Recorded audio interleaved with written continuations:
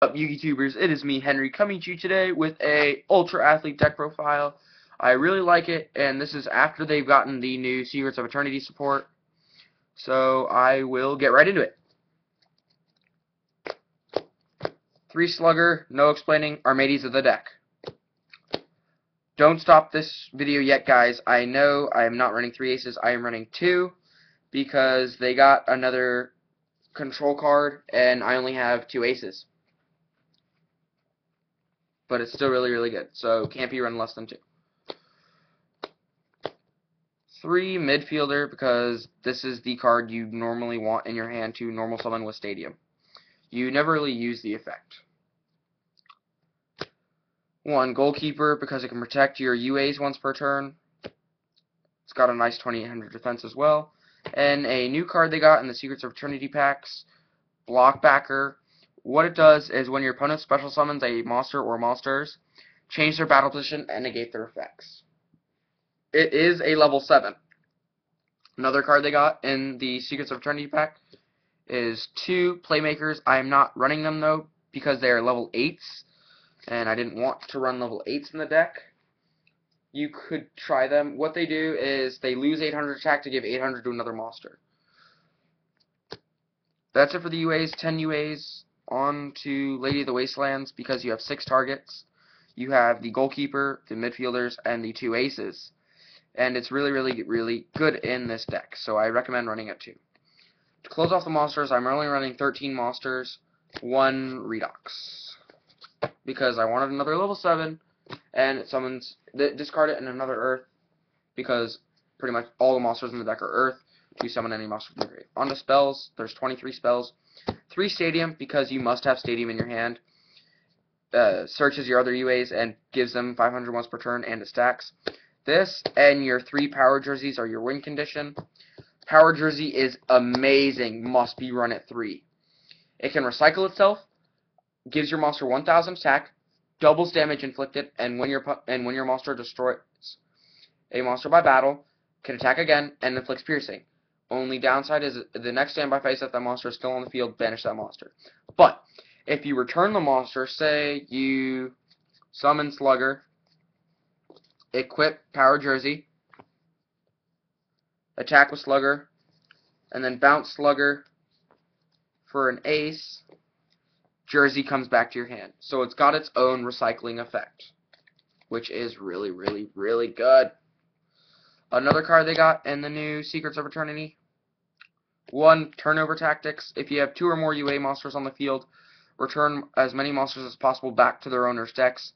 Then you can summon as many UA monsters from your main deck up to the number of monsters returned, but the UA monsters have to have different names. But your opponent can also summon monsters from their main deck up to the number of monsters returned to their deck. Hold up, I'm wondering. Oh, those monsters cannot attack this turn.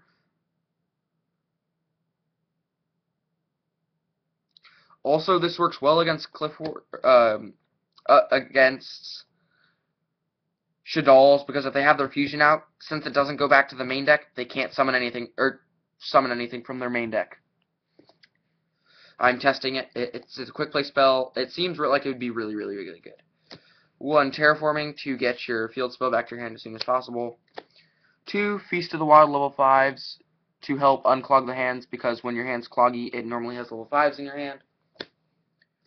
3 Rhoda to add the midfielders to your hand, and when you searched all your midfielders out, you can always add Lady of the Wasteland. 3 Monarch Stormforth, because you have the 6 targets for it, and it gets rid of problematic monsters your opponent controls.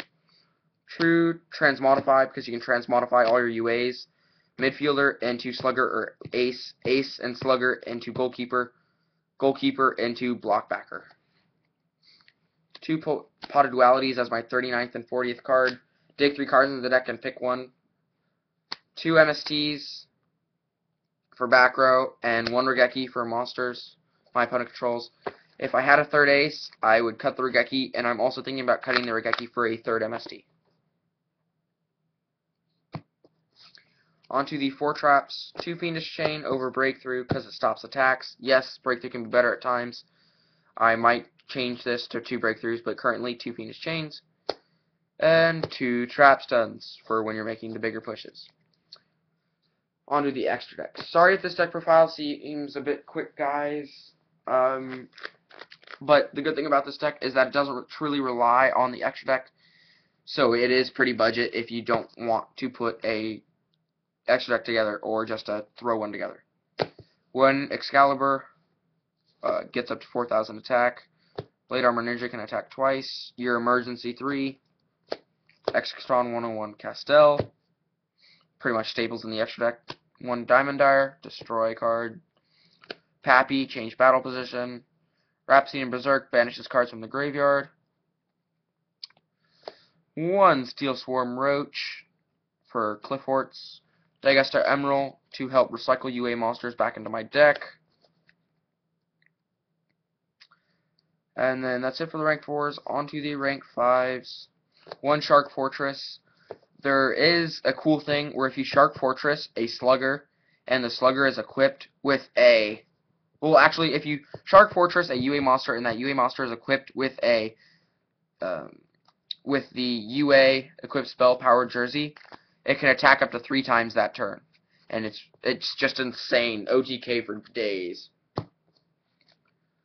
1 Zenmayo for back row. 1 Volcanosaurus because it's Volcanosaurus. And that's it for the rank 5s. I am running 2 rank 7s because they give me some options. 1 Big Eye and 1 Dracosac. If you have a Gaia Thunder Charger, I'd recommend running it because you can go over your 5s with it. And it also inflicts piercing, so I do recommend Gaia the Thunder Charger because you can rank over your Volcanosaurus for it, or your Shark Fortress. So for the deck profile, guys, sorry if it's fast. I just wanted to just get through it as soon as possible with some explaining because I didn't want you to get bored of the profile. And I'm not giving a side because it's all based on what I see at locals. I hope you liked it. I'm out. Peace!